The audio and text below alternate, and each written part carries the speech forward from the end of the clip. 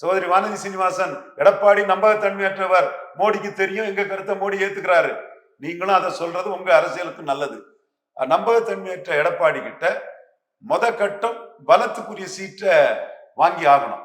கட்சிக்காரரா வானதி சீனிவாசன் சொல்றதை நான் மதிக்கிறேன். மீண்டும் அவங்களோட அந்த வரலாற்றையும் நான் மதிக்கிறேன். பட் எடப்பாடி கிட்ட அலர்ட்டா இருந்துதான் அங்க வியூகத்தை அமைக்கணும். பீகார் மாதிரின்னு வெறும் வார்த்தையில சொல்லிட்டு இங்க போகக்கூடாது. பீகார் மாதிரின்னு பார்த்தா பீகார்ல முஸ்லீம் யாதவர்களும் தான் ஆர்ஜேடி வந்த அதிகாரத்துக்கு வரும்னு சொல்லும் போது, இங்க எடப்பாடி மீண்டும் வந்தா வன்னியரும் வெள்ளாள கவுண்டரும் தான் அதிகாரத்தில் இருப்பாங்க போது, நான் பெனிஃபிஷரி காஸ்ட் ஆஃப் எடப்பாடி எல்லாம் எடப்பாடிக்கு எதிராக தான் இருக்கிறாங்க. அந்த ரெட்டையில பழைய ரெட்டையில இல்லை. ஸோ இந்த இடத்துக்குள்ள 1-1 தான் ஸ்டாலின் அங்க தோக்கடிக்க முடியும். அந்த 1-1க்கும் எடப்பாடி போன்ற முஸ்லிம் யாதவ் 2 பேருக்கு அதிகாரங்கள் லெவல்ல, வன்னியர் வெள்ளாள கவுண்டர் 2 பேருக்கு தான் அதிகாரங்கிற எடப்பாடியை வச்சு ஸ்டாலினை தோக்கடிக்க முடியாதுங்கிறது உண்மை. அந்த வெற்றி பாஜகவுக்கு இங்க பேரம் பேசக்கூடிய சக்தியை கொடுத்திருக்குது.